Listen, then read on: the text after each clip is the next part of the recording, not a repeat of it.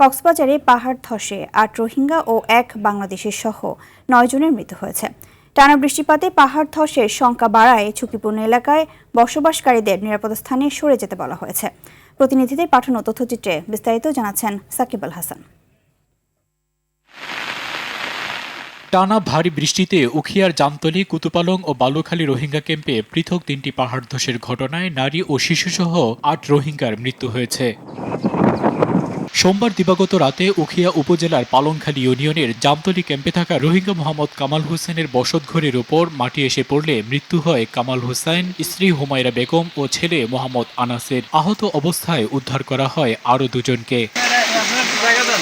রাত 1:45টার দিকে একই উপজেলার রাজাপালং ইউনিয়নের ৭ নং রোহিঙ্গা ক্যাম্পে পাহাড়ি ঢলে আসা মাটি চাপায় একরাম নামে 7 বছর বয়সী এক রোহিঙ্গা শিশুর মৃত্যু হয়েছে। রাত 3টার দিকে উপজেলার বালুখালী রোহিঙ্গা ক্যাম্পে পাহাড় ধসে নারী ও শিশুসহ 4 জনের মৃত্যুর খবর পাওয়া গেছে। আর গোদবার ভাঙিয়ে মানুষ নষ্ট হয়ে মারা গিয়ে দিলে 3 জন মারা গিয়ে বাদে দুটাই পরিবারে খান্দা বাগে মানুষ 1জন তলই একটি মা বাপ পগ মারা গিয়ে আর গোড়া বাচ্চা বাইরে।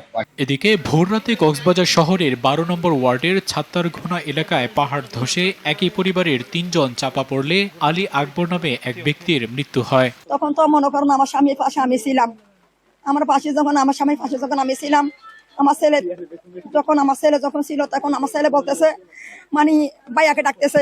ঝুঁকিপূর্ণ এলাকায় অবস্থানকারীদের নিরাপদ আশ্রয়ে সরে যেতে নিয়মিত মাইকিং করা হচ্ছে। আমাদের যে দুর্যোগ প্রতিরোধের অংশ হিসেবে আমরা মাইকিং করছি।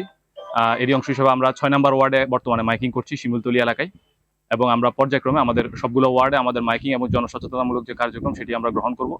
রাঙামাটিতে থেমে থেমে মাঝারি ও ভারী বৃষ্টিপাতের ফলে পাহাড় ধসের শঙ্কা বেড়েছে। সোমবার সকাল থেকে ঝুঁকিপূর্ণ এলাকাগুলো থেকে বসবাসকারীদের সরে যেতে মাইকিং করা হচ্ছে। সম্ভাব্য দুর্যোগ মোকাবেলায় রাঙামাটি পৌর এলাকায় 41টি আশ্রয়কেন্দ্র প্রস্তুত রাখা হয়েছে। সাকিব আল হাসান, RTV।